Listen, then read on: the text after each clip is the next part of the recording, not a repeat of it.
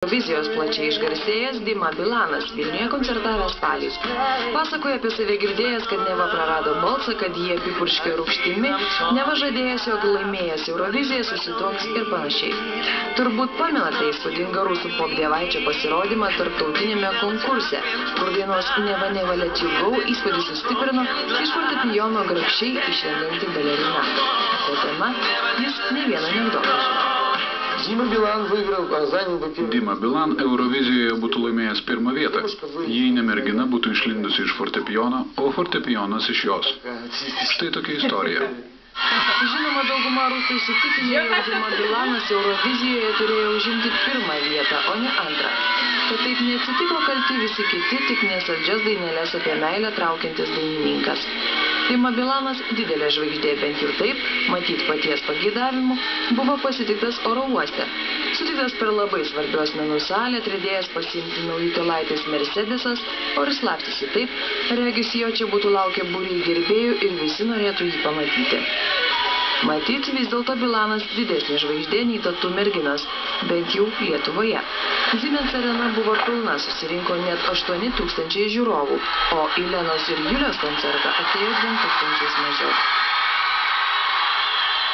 Dainininkas Dima Bilanas atvykęs iš karto po sesers vestuvių sujaukė visą jam sudarytą dienotvarkę. Po Vilnių nepasidairė, kiaurą dieną miegojo, į spaudos konferenciją vėlavo beveik valandą.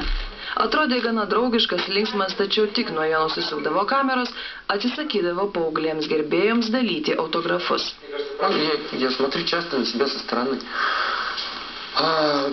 Dažnai save žiūriu iš šalies. Čia labai padeda linksmųjų ir išradimųjų klubas. Jie mane parodijuoja kiekvieną sekmadienį. Kartais aš matau scenoje 50 Dimų Bilanų. Stebiu save iš šalies, kai demonstruoja, kaip judu ant scenos. Nuolat primena, kad egzistuoja Dima Bilan.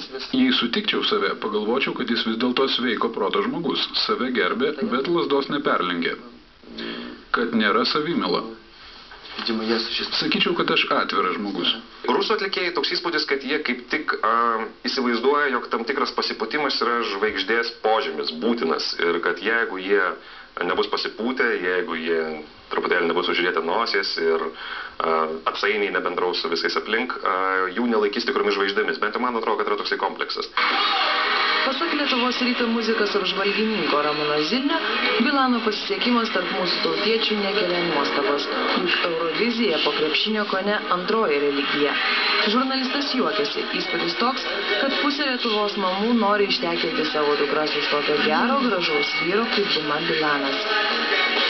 Dima Bilanas, viskas su juo yra tvarkoj, tik tiek, kad labai juokinga kartais klausytis apie tai, koks jis yra fantastiškai geras, koks jis yra, kad lietuviai niekada tokio atlikėjo neturės, kad apskritai jis yra kažkoks pasaulio popmuzikos dievas, nors iš esmės sustabdžius žmogų London arba New York gatvėje ir paklausus, kas yra Dima Bilanas, tikriausiai niekas nieko ypatingai ir neprisimins ir nežinos.